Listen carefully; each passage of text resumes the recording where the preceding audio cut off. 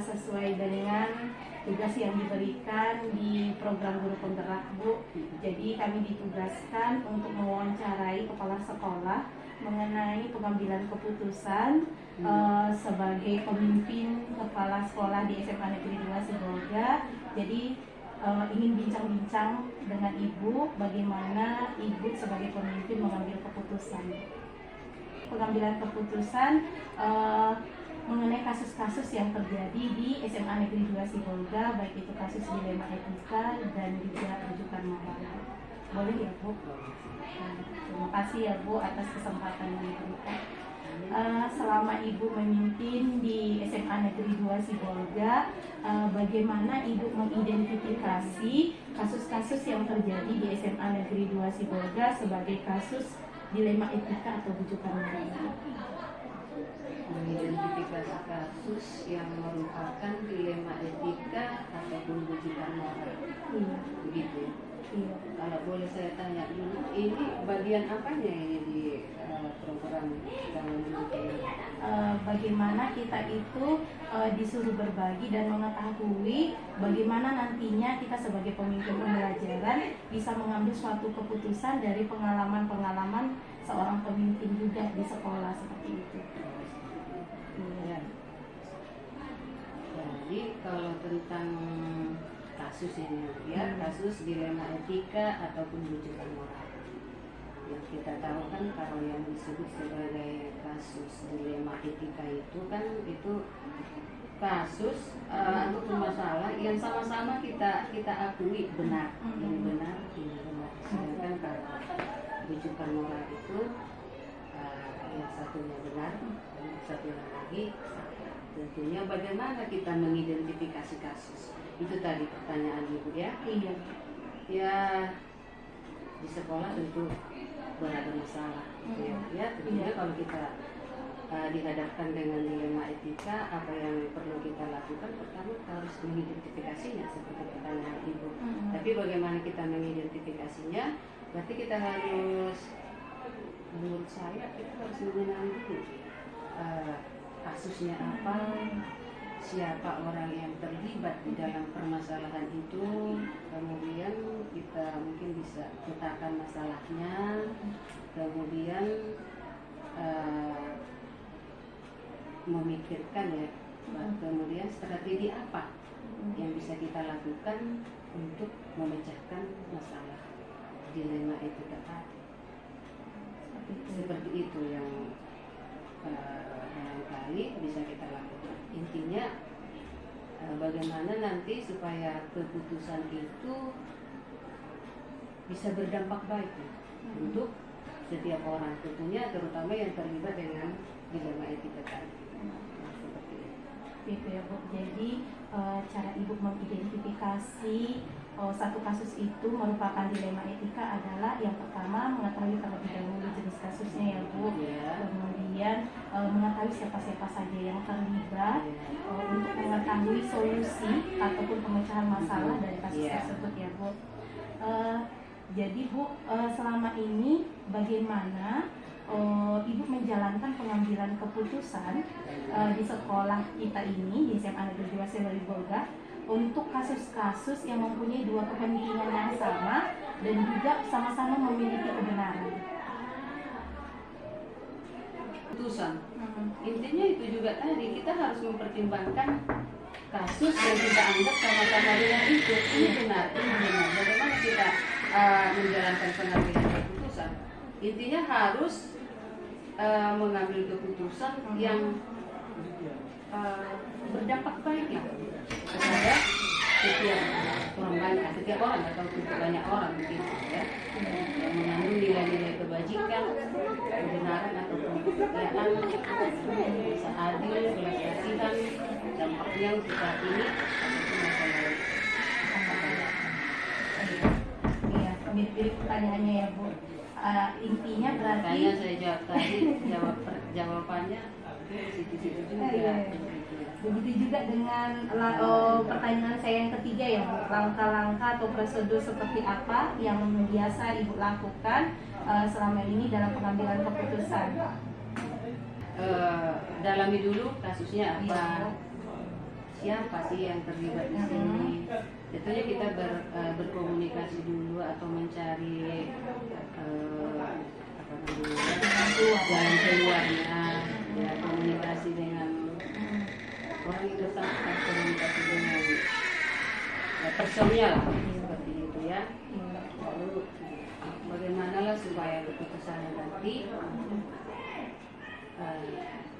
bisa diterima kedua belah pihak, walaupun itu nggak semudah kita mengucapkan ya, karena namanya juga ada dilema, ada masalah, belum tentu apa yang menjadi keputusan itu langsung bisa diterima oleh setiap orang.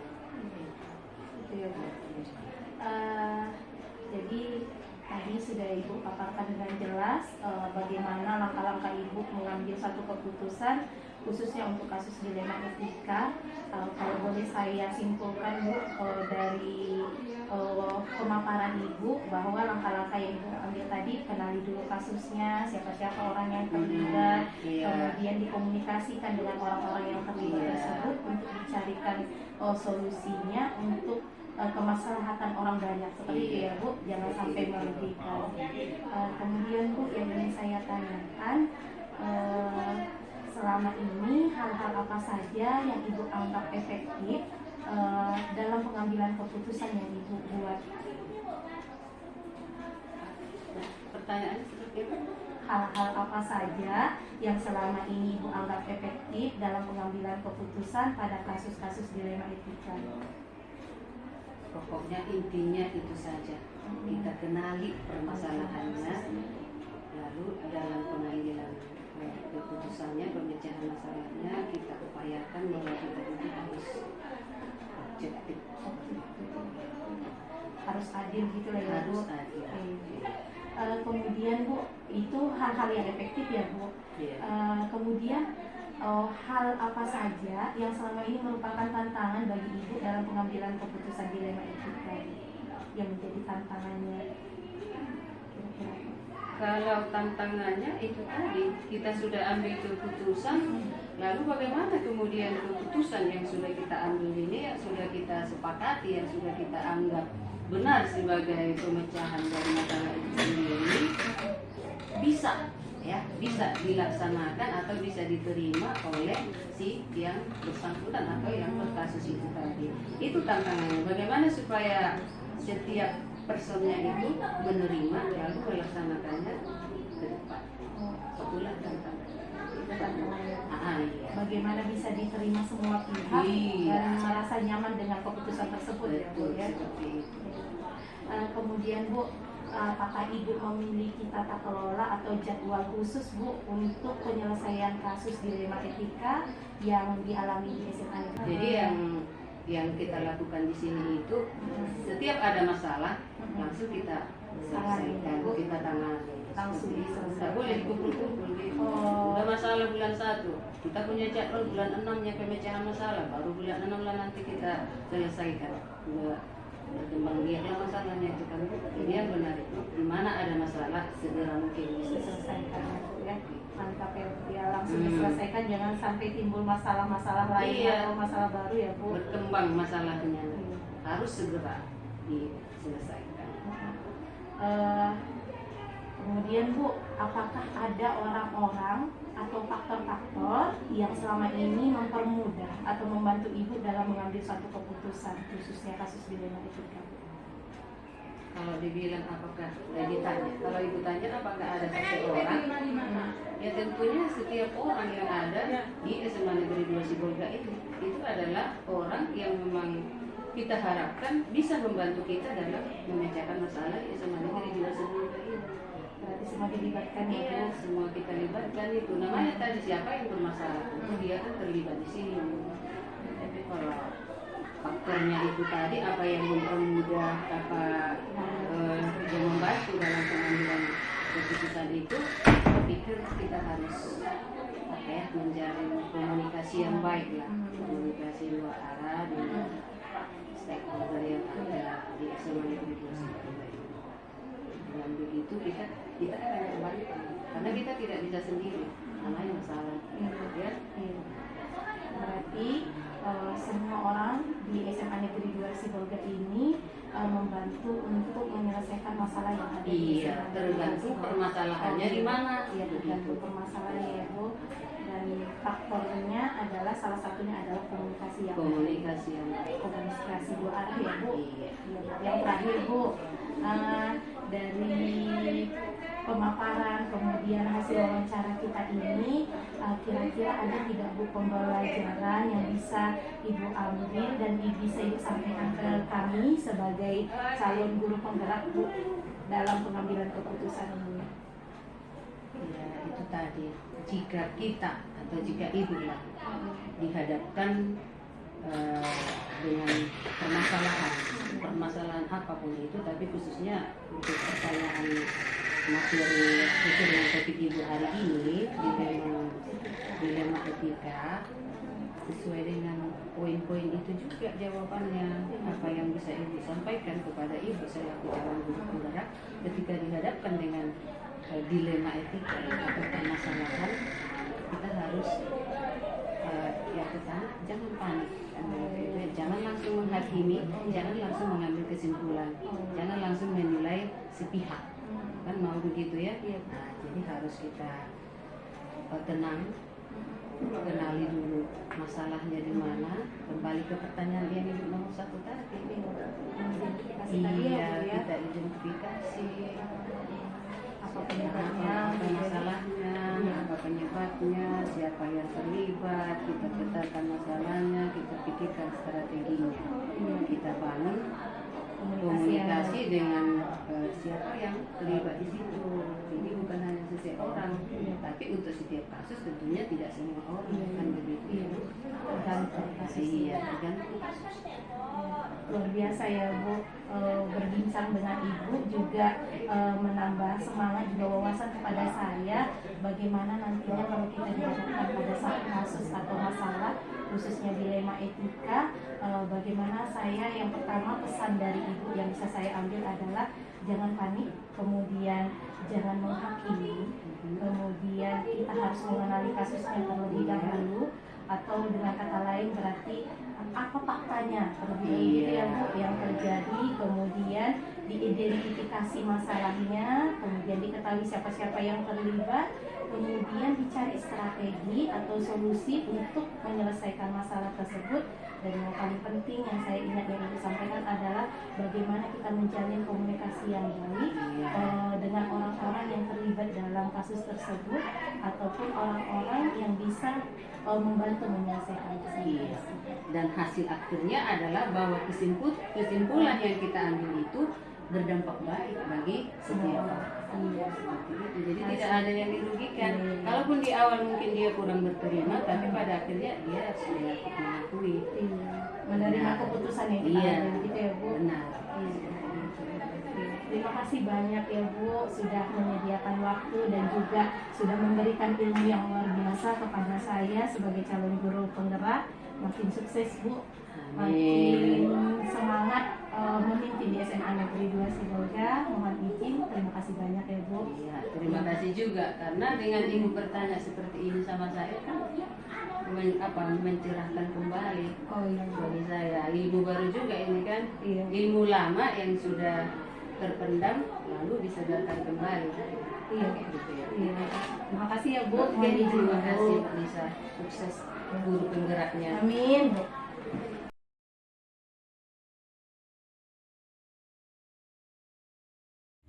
Assalamualaikum Ibu Rahma. Waalaikumsalam warahmatullahi wabarakatuh. Terima kasih Bu sudah menyediakan waktunya memenuhi permintaan saya untuk melakukan diskusi ataupun wawancara. Jadi Bu, ini saya Siti Anissa, calon guru penggerak angkatan 7, mempunyai amanah tugas untuk mewawancarai 2 atau 3 kepala sekolah yang ada di daerah saya mengenai bagaimana Ibu mengambil suatu keputusan berdasarkan nilai-nilai kebajikan universal.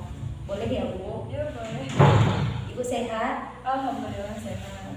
Tetap semangat. Iya, tetap semangat ya Bu. Iya. Jadi boleh ya Bu kita wawancarai.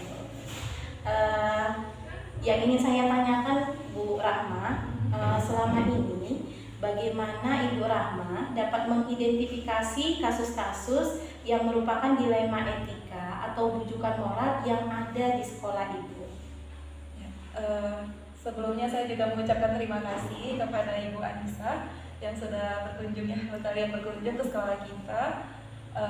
Baik, mungkin langsung saja ya, bagaimana tadi kita mengidentifikasi masalah ataupun kasus-kasus yang ada di sekolah. Jadi selama ini yang kami lakukan, yang saya lakukan, bagaimana mengidentifikasi itu kita lihat dari beberapa sudut pandang. Misalnya dari sudut pandang moral dan juga hukumnya gitu. Jadi kalau misalnya sebuah kasus itu kita setelah kita identifikasi tadi sesuai dengan moral dan hukum, ternyata dia melanggar moral dan hukum. Tentunya berarti itu masuk ke bujukan moral ya, kasus yang mana kasus itu termasuk kasus bujukan moral gitu.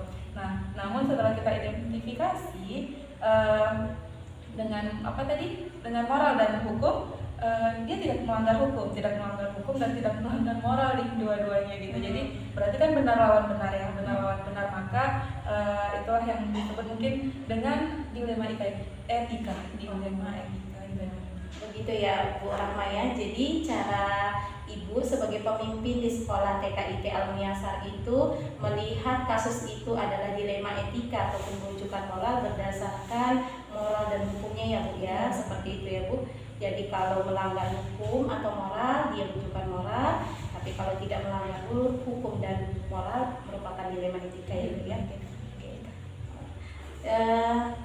Selama ini kan Bu, bagaimana Ibu sebagai pemimpin di TKIT Al-Muyassar bisa menjalankan pengambilan keputusan di sekolah yang Ibu pimpin, terutama kasus-kasus di mana itu ada dua kepentingan yang sama dan juga memiliki nilai kebenaran yang sama. Bagaimana Ibu mengambil keputusan sebagai seorang pemimpin? Berarti tadi kita masuk di kasus dilema etika Ibu ya. Nah, ketika kasus ini kita hadapi, kita identifikasi satu persatu mulai dari penyebab dari kasus itu terjadi, masalah itu terjadi, kita lihat penyebabnya apa. Selanjutnya kita lihat juga siapa yang tersangkut gitu, siapa yang terlibat di dalam kasus-kasus itu, dan bagaimana kasus-kasus itu nanti membawa mungkin banyak orang-orang lain selain yang terlibat sendiri begitu ya. Jadi kita lihat satu persatu, identifikasi satu persatu. Setelah itu juga akan menjadi refleksi bagi kita. Setelah identifikasi itu akan menjadi refleksi bagi kita untuk mengambil keputusan gitu, mengambil keputusan bagaimana nanti solusinya gitu. Jadi kasus itu kan pastinya kita akan mengambil solusinya gitu, yang mana solusinya juga nanti tidak merugikan gitu, tidak merugikan pihak A dan maupun pihak B. Seperti itu ya Ibu Rahma ya.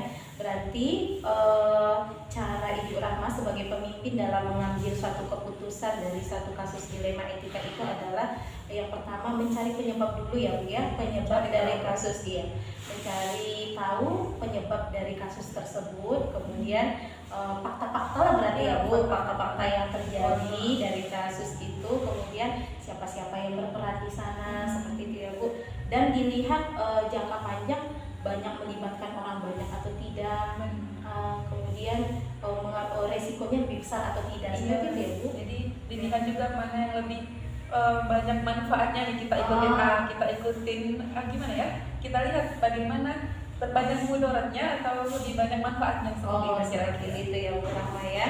Oke, selanjutnya Bu Rahma, saya ingin mengetahui nih sebagai pemimpin di TKIT Al-Muyassar, langkah-langkah apa saja yang biasanya Ibu lakukan dalam mengambil suatu keputusan? Mengambil keputusan ya, mungkin kurang lebih tadi mirip seperti yang saya jelaskan sebelumnya ya. Sebelum mengambil keputusan, kita juga banyak yang harus kita lihat, banyak sudut pandang yang harus kita pertimbangkan juga. Contohnya tadi misalnya kita lihat bagaimana masalah itu terbentuk, ada apa, maksudnya kenapa bisa terbentuk gitu ya, penyebabnya apa kita lihat juga. Terus selanjutnya kita lihat siapa-siapa tadi yang terlibat. Selanjutnya setelah itu kita sudah dudukkan semuanya, kita tahu masalahnya apa, kita tahu penyebabnya apa gitu ya. Selanjutnya kita akan membuat solusinya itu ya kita duduk sama-sama semuanya, kita cari solusi, kita musyawarahkan gitu. Kita musyawarahkan ketika memang itu keputusannya memang harus cepat kita tanggapi, kasus itu cepat kita tanggapi, ya mungkin ya saya sebagai pemimpin di sini ya akan langsung memutuskan sesuai dengan kaidah atau keyakinan saya gitu. Maksudnya tidak merugikan banyak orang dan juga tidak merugikan sekolah ataupun orang tersebut gitu. Namun ketika masalah itu kompleks ya, kasus itu lebih kompleks gitu ya, dan itu pastinya butuh banyak tangan yang terlibat di dalam kasus itu. Contohnya mungkin kita bisa meminta pertimbangan kepada selaku kabin pendidikan, kita minta pertimbangan kepada ibu-ibu kita yang di atas gitu. Nah, ataupun mungkin nanti kalau belum dapat keputusan juga ya kita bisa serahkan ke ketua yayasan dan sebagainya gitu. Intinya kita mengumpulkan fakta terlebih dahulu, kita dudukkan masalahnya sama-sama, kita lihat mana kita penyelesaiannya itu kita musyawarahkan, kita mengedepankan musyawarah ya, solusinya itu kita ambil dengan musyawarah. Soal lengkap ya Bu Rahma, berarti kasus itu dilihat dulu kasusnya itu perlu ditangani dengan cepat atau tidak, seperti itu tadi ya Bu Rahma ya. Jadi kalau memang kasusnya perlu cepat, maka akan diambil keputusan yang menurut kita itu bisa memberikan manfaat yang lebih banyak. Jadi kalau kasusnya lebih kompleks akan diadakan satu musyawarah dengan mengumpulkan fakta-fakta yang ada, seperti itu ya Bu Rahma ya. Kemudian Bu Rahma, hal-hal apa saja yang selama ini Ibu Rahma anggap sebagai pemimpin itu hal-hal yang efektif dalam mengambil suatu keputusan tadi? Hal yang efektif. Mungkin dengan hal-hal bagaimana kita mengambil keputusannya gitu ya. Hal-hal yang efektif tadi kita mencari, kalau saya ya pribadi mungkin akan melihat mengambil keputusan itu berdasarkan dengan kepentingan orang banyak gitu. Jadi artinya kita mempertimbangkan pendapat guru, gitu. Kita mempertimbangkan mungkin pendapat, kalau mungkin melibatkan orang tua, kita mempertimbangkan orang tuanya kayak gitu. Dan macam-macam orang yang ada di sekitar sekolah ini, semua orang. Jadi itu sih hal-hal yang paling efektif menurut saya. Jadi keputusan itu mungkin tidak hanya otoritas saya yang membuat gitu. Jadi sama-sama kita duduk bersama, saya cari solusinya, saya cari pendapat guru, pendapat orang-orang yang terdekat kayak gitu ya misalnya, atau dengan orang tua murid, ataupun mungkin kalau lebih kompleks lagi saya bisa ketua yayasan dan sebagainya seperti itu. Dengan pihak-pihak yang terkait ya. Berarti hal yang paling efektif itu adalah yang paling penting, berarti fakta dapat dulu dan musyawarah, seperti itu ya. Musyawarah begitu yang terdekat dulu. Yang terdekat dulu. Kemudian ini udah dapat nih Bu Rahma hal-hal yang paling efektif dalam mengambil suatu keputusan. Jadi selama ini yang Ibu Rahma alami sebagai pemimpin di TKIT Al-Muyassar ya Bu ya, tantangan terbesar dalam pengambilan suatu keputusan dari suatu kasus dilema etika yang Ibu hadapi di sekolah apa Bu?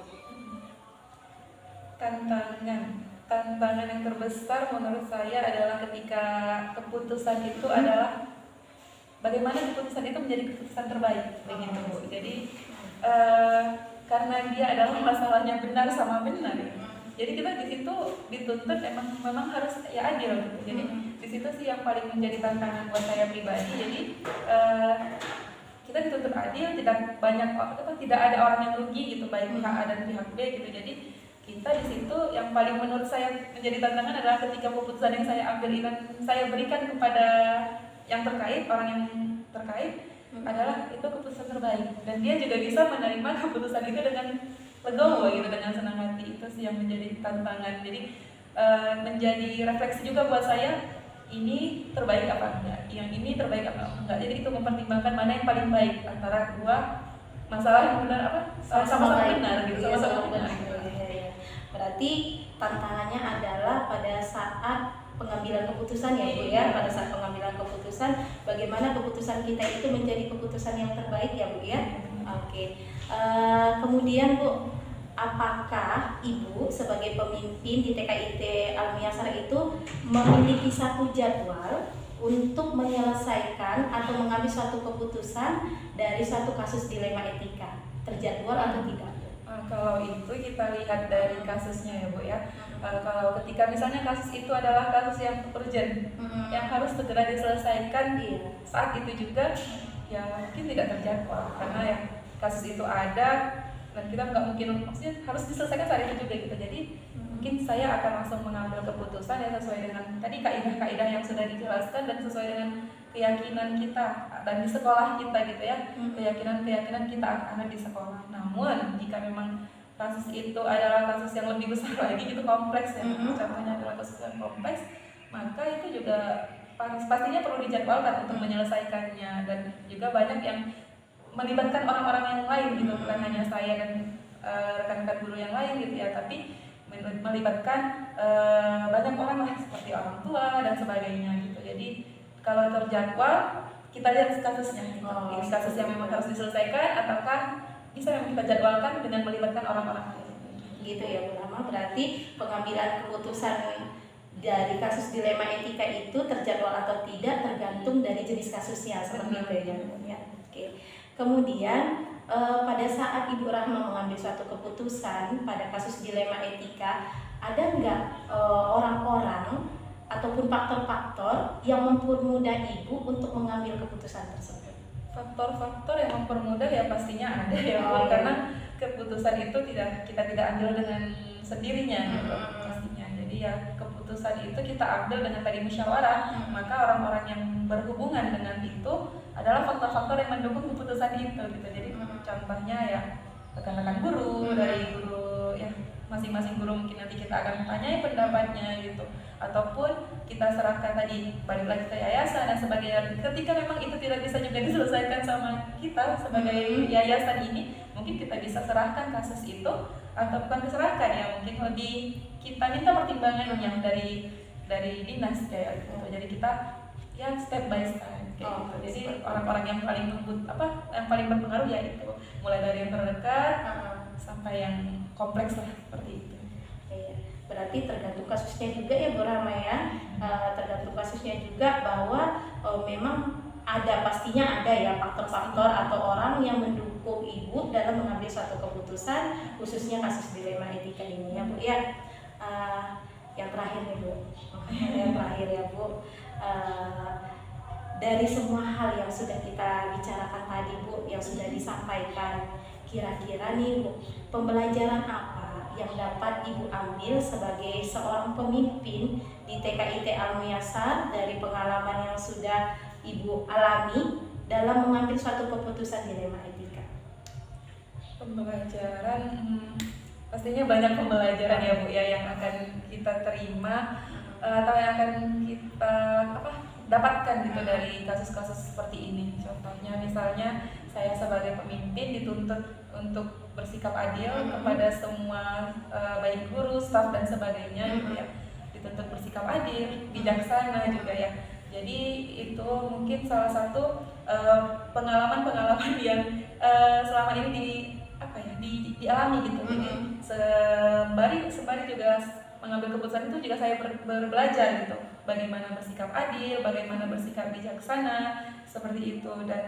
Dan pastinya keputusan yang diambil itu juga tadi kan melihat banyak kemaslahatan untuk banyak orang ya gitu. Jadi banyak yang harus dilihat gitu, banyak jadi lebih membuka perspektif saya terhadap banyak hal seperti itu. Jadi ya sembari memang adanya kasus, saya sebagai kepala sekolah juga dituntut untuk banyak belajar dari kasus-kasus tersebut begitu ya Bu. Luar biasa ya Bu Rahma, dari pembicaraan kita saya juga banyak mengambil pelajaran dari apa-apa saja yang Ibu sampaikan. Ternyata Ibu juga punya banyak pengalaman dalam mengambil suatu keputusan, khususnya kasus dilema etika. Bagaimana tadinya Ibu sampaikan bahwa dalam mengambil suatu keputusan itu perlu wawasan, kemudian perlu sikap ataupun nilai-nilai kebajikan universal yang ibu ambil, baik itu tadi keadilan, harus adil, kemudian harus bijaksana, seperti itu ya Bu. Iya. Terima kasih banyak Bu, sudah banyak memberikan waktu kepada saya untuk berbagi pengalaman sebagai pemimpin, bagaimana ibu sebagai pemimpin itu bisa mengambil suatu keputusan, dan keputusan itu adalah keputusan yang bisa memberikan manfaat ke maslahat banyak orang. Mudah-mudahan tetap sukses, tetap semangat Bu menjalankan tugas sebagai pemimpin di TKIT Al-Miyasar, dan semoga sekolah TKIT Al-Miyasar mencetak generasi-generasi penerus yang luar biasa. Ya, terima kasih juga Ya, terima kasih ya Bu Rahma. Izin ya Bu Rahma. Salam. Refleksi hasil wawancara saya dengan dua kepala sekolah yang telah saya laksanakan, yaitu kepada Ibu Samsia Silitonga sebagai Kepala Sekolah SMA Negeri 2 Sibolga dan Ibu Hairul Rahmah SPD sebagai Kepala Sekolah TKIT Al-Miyasar Pandan. Yang pertama adalah hal menarik yang saya peroleh dari hasil wawancara yang saya lakukan. Dari Ibu Samsia Silitonga SPD, hal menarik yang saya temukan adalah bagaimana Ibu Samsia Silitonga mengidentifikasi suatu kasus merupakan dilema etika atau tidak. Jadi standarnya adalah pada saat kasus tersebut merupakan dua kepentingan yang sama dan sama-sama benar, maka kasus tersebut adalah dilema etika. Dan pada saat kasus tersebut adalah benar dan salah, maka kasus tersebut diidentifikasikan sebagai bujukan moral. Saya juga tertarik dengan jawaban Ibu Samsia Silitonga SPD yang menyatakan bahwa keputusan yang diambil pada saat kasus dilema etika itu ditemukan di SMA Negeri 2 Sibolga, maka terlebih dahulu harus didalami kasusnya atau diidentifikasi kasusnya terlebih dahulu. Jangan panik, jangan langsung mengambil suatu keputusan, tetapi harus dipertimbangkan terlebih dahulu bagaimana identifikasi dari kasus tersebut, apa yang menyebabkan kasus tersebut terjadi, kemudian siapa-siapa saja yang terlibat dalam kasus tersebut, kemudian bermusyawarah dan duduk bersama dengan rekan-rekan yang terlibat dalam kasus tersebut untuk menyelesaikan atau mencari solusi dari kasus tersebut.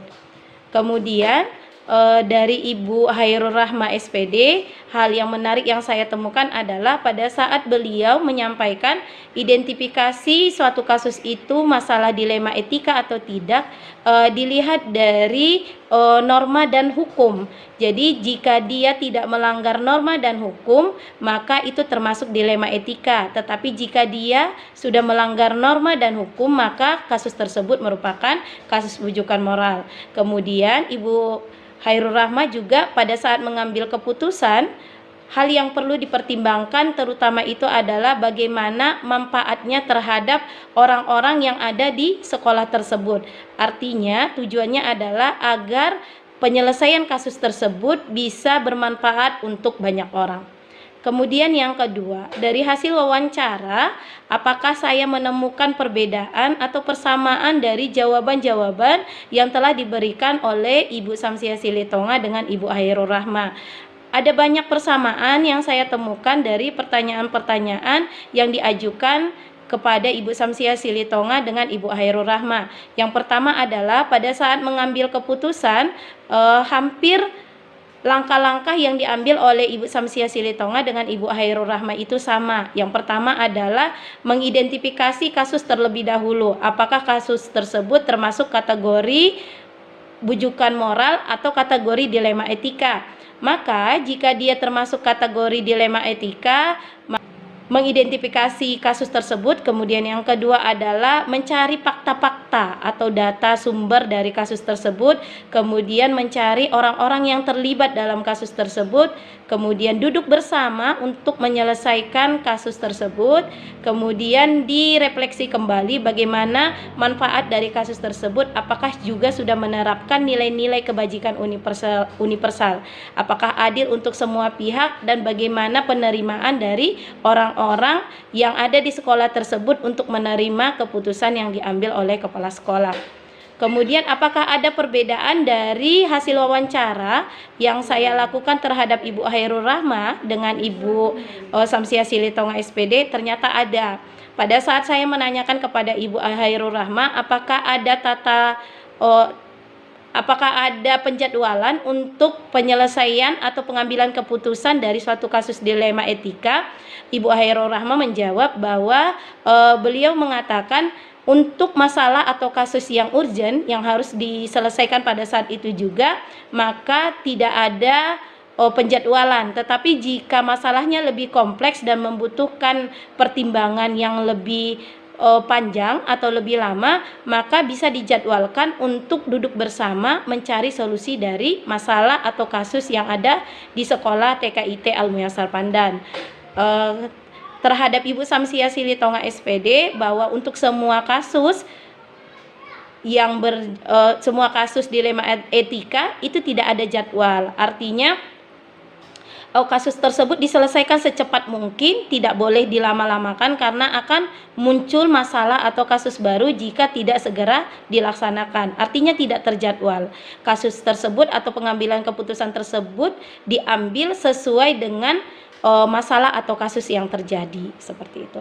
Kemudian pertanyaan selanjutnya adalah bagaimana rencana saya ke depan dalam menjalani pengambilan keputusan. Jadi rencana saya ke depan dalam pengambilan keputusan adalah setelah mempelajari modul 31, kemudian melakukan wawancara dengan 2 kepala sekolah dengan berbagi pengalaman, maka rencananya adalah pada saat saya akan mengambil suatu keputusan dari suatu kasus dilema etika ataupun bujukan moral, maka saya akan mempertimbangkan atau hal pertama yang harus saya lakukan adalah mengidentifikasi masalah. Artinya setelah saya mempelajari modul 31, pada saat saya akan mengambil suatu keputusan, maka saya akan menerapkan dan mengimplementasikan yang pertama adalah 3 prinsip pengambil keputusan, kemudian 4 paradigma pengambilan keputusan, dan 9 langkah dalam pengambilan keputusan. Kemudian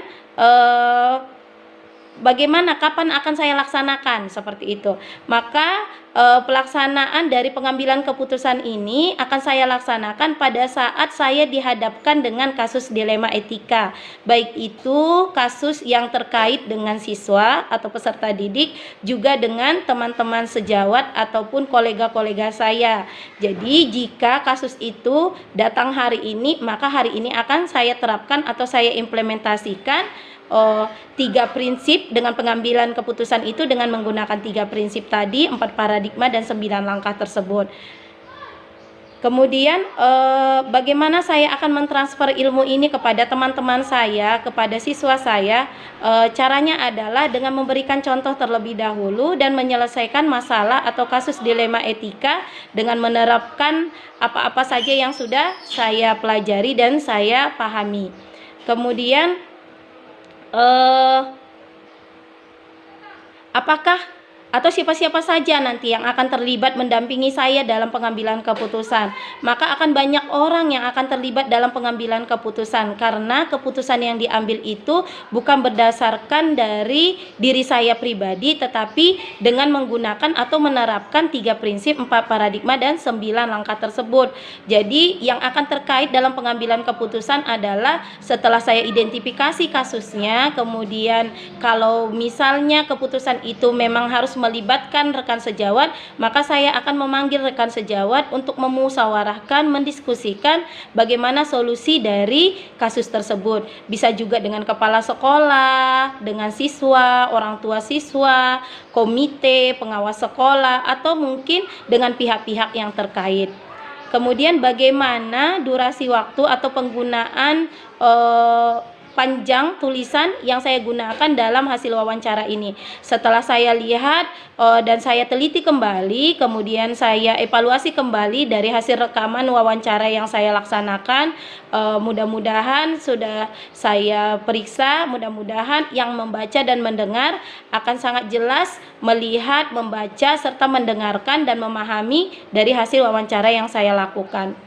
Mungkin itu saja yang bisa saya sampaikan dan saya simpulkan dari hasil wawancara dengan 2 kepala sekolah yang saya laksanakan terkait pengambilan keputusan pengambilan keputusan seorang pemimpin didasarkan dengan nilai-nilai kebajikan universal. Terima kasih. Assalamualaikum warahmatullahi wabarakatuh. Selamat siang.